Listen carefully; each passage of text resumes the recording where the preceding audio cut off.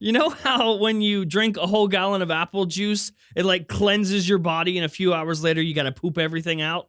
Yeah, I feel like that's what Apple's doing. They're pooping everything out. Yeah, poop humor. Solid start to the episode. Want daily tech news in a way that doesn't suck? Of course you do. Hit that subscribe button and turn on notifications so you don't miss the next episode. Yo, what's going on, guys? Welcome back to Front Page Tech, the show that gives you all latest tech news from one geek that is me to another that is you. Happy Tuesday. We got a lot of stuff to cover, so without further ado, happy Tuesday. Let's get into the newsing. Oh, we need to hire a new host. All right, so story numero uno for the day. Hey, do you remember MySpace?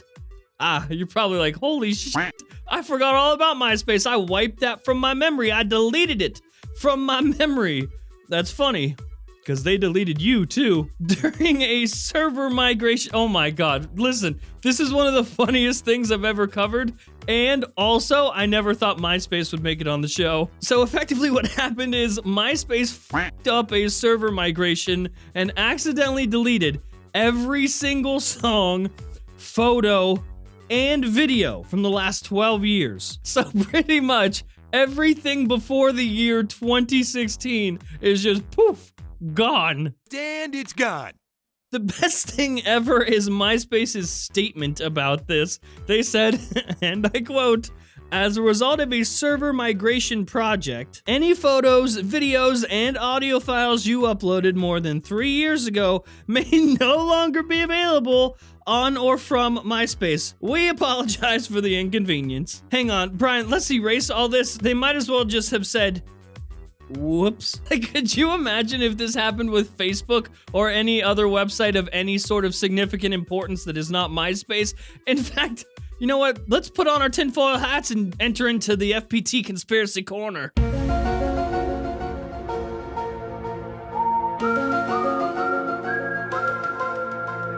If we could just speculate for a second, I don't think this was an accident. You don't accidentally delete everything. I just don't think they wanted to host anything anymore or maintain any of that, so they just accidentally got rid of it. Kind of like how when I'm done with people I just don't want to hear from anybody, I accidentally change my phone number. New servers, who dis?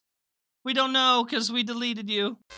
Okie dokie, so next up, today, Google held their very mysterious gaming event. We were all like, what is Google going to say about gaming?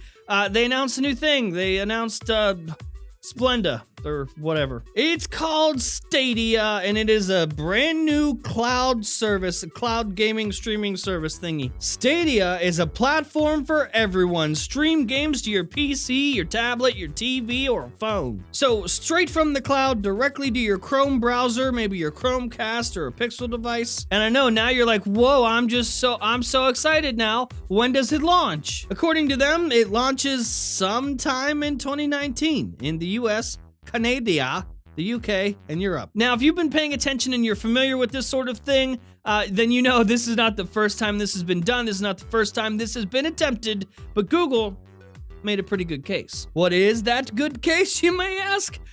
It's Google. If any company has enough resources and the proper infrastructure to actually pull something like this off effectively and seamlessly, it would be Google. Just like every similar service, you'll have instant access to the game you want to play. You don't have to download anything. It's just streamable straight to your laptop, your desktop, your TV, your tablet, your phone, whatever. And you don't have to have a crazy spec'd out machine because you're streaming from the cloud. And Google's also launching a new Stadia controller, and that, in theory, will power the actual game streaming service. Basically, that controller itself will connect to Stadia via Wi-Fi and link it to a game session that is off in the cloud. This is supposed to help with latency and other problems that you would expect with a cloud gaming streaming service. Google says that they expect to support up to 4K gaming at 60 FPS at launch, and in the future is planning to support 4K resolutions and up to 120 frames per second. Another pretty big advantage to Stadia is that Google's going to be leveraging the power of YouTube as well here. For instance, the ability to have easy streaming. So Stadia at the same time can output video to your device and to YouTube. So now you'd be able to record or stream your actual gameplay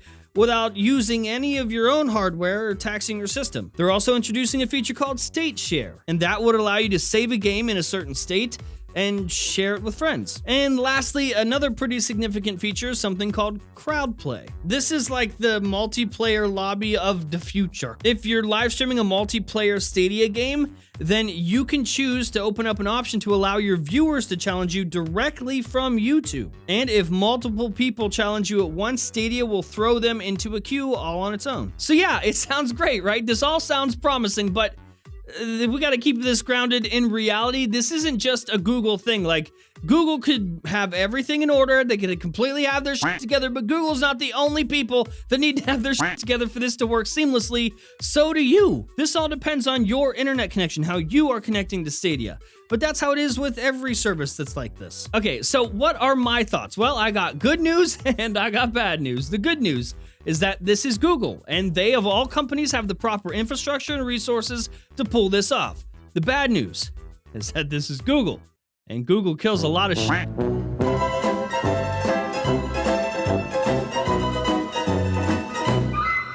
So bottom line, this could end up going pretty well. You might enjoy using it, and then in 12 months, 18 months, Google just they give up and they quit, and then it's gone. Listen, that's just the truth. How long do you think it'll last? Let us know in the comment section below. All right, last up, Apple. So, as you know, in the next few days, we're going to have an Apple event. But before the event, seemingly by surprise, Apple has just started pooping out stuff. So first up, Apple gave us a brand new iPad mini and iPad Air. So yay, new iPad mini for the first time in 3.5 years or something like that. It now has last year's A12 Bionic processor instead of the A8, obviously because the last time we had a refresh for this, it was 2014. That was a little bit ago. The internal storage is actually decreasing to 64 gigabytes. The price, though, is the same, $399. They're also giving us a brand new 10.5-inch iPad Air for $499. Oh, and both of these support the use of the Apple Pencil, but not like the new one, the original one. So it charges in that really fucked up way. So a little tiny iPad that you can fit in your hand and write on. Pretty much, this is the iPad Galaxy Note 10. Oh, and then today, Apple updated the iMac. I mean, they still look the same, but the updates have new Intel processors and AMD GPUs. Oh, and if you have enough money, you can upgrade that iMac Pro to 256 gigabytes of RAM.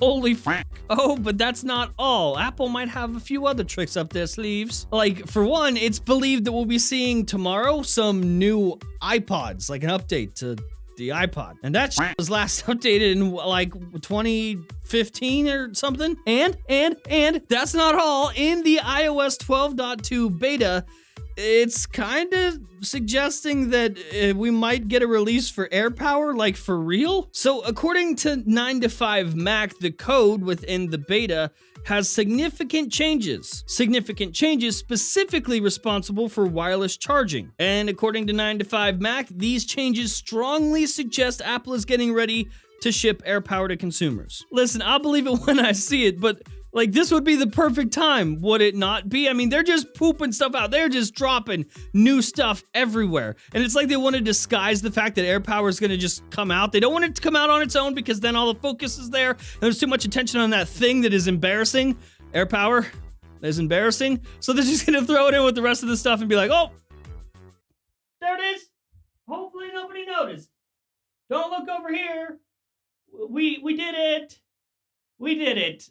Finally, let's not pay attention to how long it took us to do it or anything. No broken promises here. There it is. So see you later, folks.